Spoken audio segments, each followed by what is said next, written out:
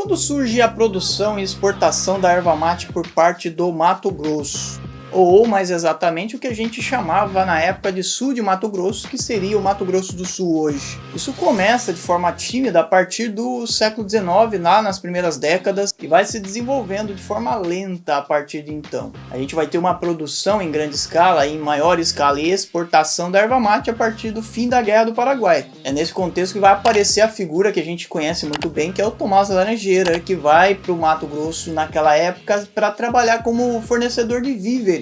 Ou seja, ele vendia alimentos, ele levava esses produtos para lá. Ele era de origem gaúcha e conhecia muito bem a erva mate, então ele foi identificando onde ficavam os ervais do Mato Grosso. Quando esses trabalhos de demarcação terminaram, trabalhos de demarcação resultados da Guerra do Paraguai, ele vai pedir uma primeira concessão de terras ao governo imperial naquele momento, o que ele vai conseguir em 1882, mais exatamente pelo Decreto Imperial 8.799 de dezembro de 1882. No primeiro momento ele não é o único que produz e vende erva mate, mas com o tempo ele vai fazendo os esforços dele para angariar os colegas, os amigos políticos, para que ele conseguisse o monopólio da produção ervateira, o que ele vai conseguir só em 1890, já no governo republicano. Através do decreto 550 de junho de 1890, ele consegue finalmente esse monopólio. Naquele momento a empresa que o Tomás Laranjeira tinha não chamava Companhia Mate Laranjeira, o que é uma coisa engraçada, porque a gente conhece a Companhia Mate Laranjeira, mas a gente não sabe que ela não surgiu exatamente no momento da primeira concessão. Ela vai passar a se chamar Mate Laranjeira a partir da junção do Tomás Laranjeira com a família Murtinho, a partir da junção dele com o Banco Rio Mato Grosso, isso já em 1891. A partir daí sim a gente vai ter a criação de uma empresa que vai se chamar naquele momento de Companhia Mate Laranjeira.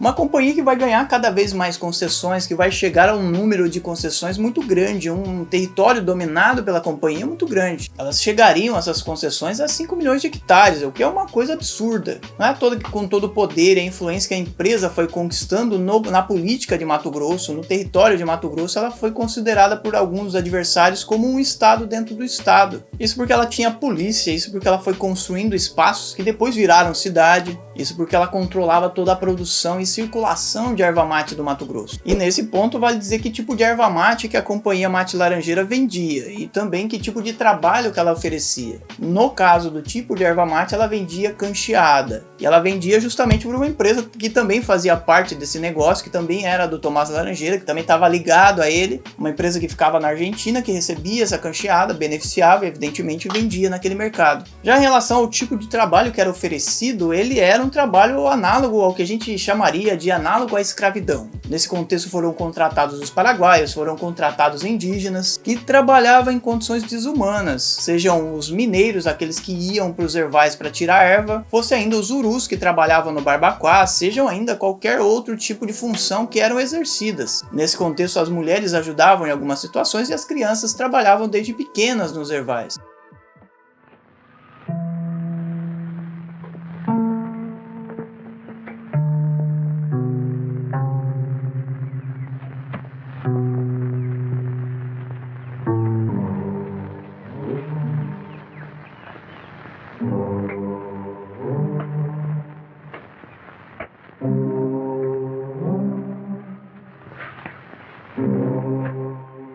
Mas apesar de ter força, de conseguir se articular com os políticos de Mato Grosso, a empresa não era inquestionável, não era incontestável. Pelo contrário, no começo do século XX ocorreram brigas muito fortes em torno disso, em torno da questão das concessões de territórios, da exclusividade de produção e exportação de erva mate por parte da companhia. Ela passa cada vez mais a ser questionada, isso vai gerando o que ficou conhecido como questão da erva mate. Debates e brigas e enfrentamentos que vão gerar em 1915 uma lei, que é a Lei 725, que acaba com o monopólio da produção e exportação por parte da companhia. A partir daí, os ervais seriam vendidos, seriam cedidos para produtores independentes, que poderiam produzir, que poderiam exportar se quisessem, se pudessem. Nesse contexto, os ervais seriam parcelados, eles seriam cedidos, mas é claro que esses produtores independentes não tinham a mesma força da companhia e muitos deles acabavam vendendo o seu produto para ela. Então eles produziam, vendiam para a empresa e a empresa exportava para a Argentina. E é por isso que ela continuou forte por muito tempo, até pelo menos a década de 1930.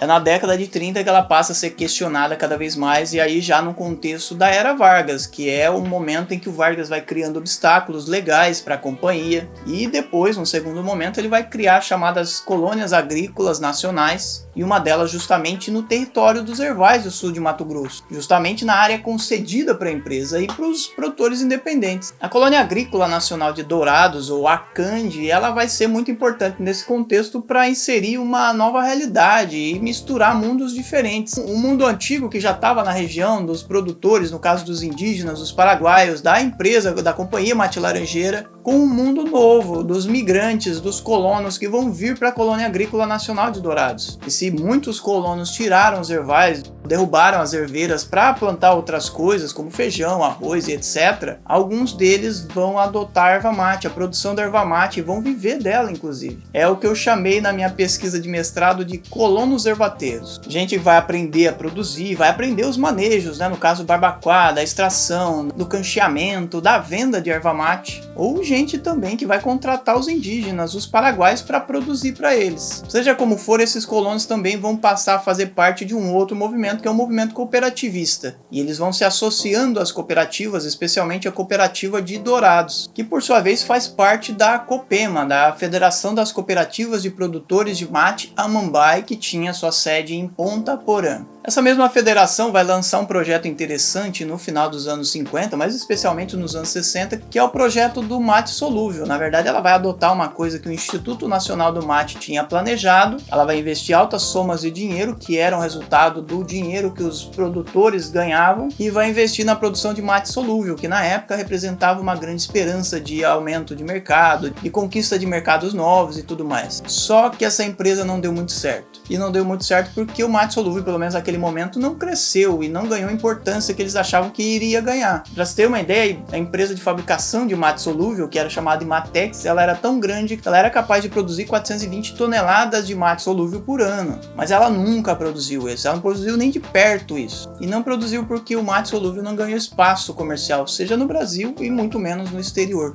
E como resultado, a empresa foi fechada 4 anos depois de ser criada. Em 1966, ela já estava com as portas fechadas.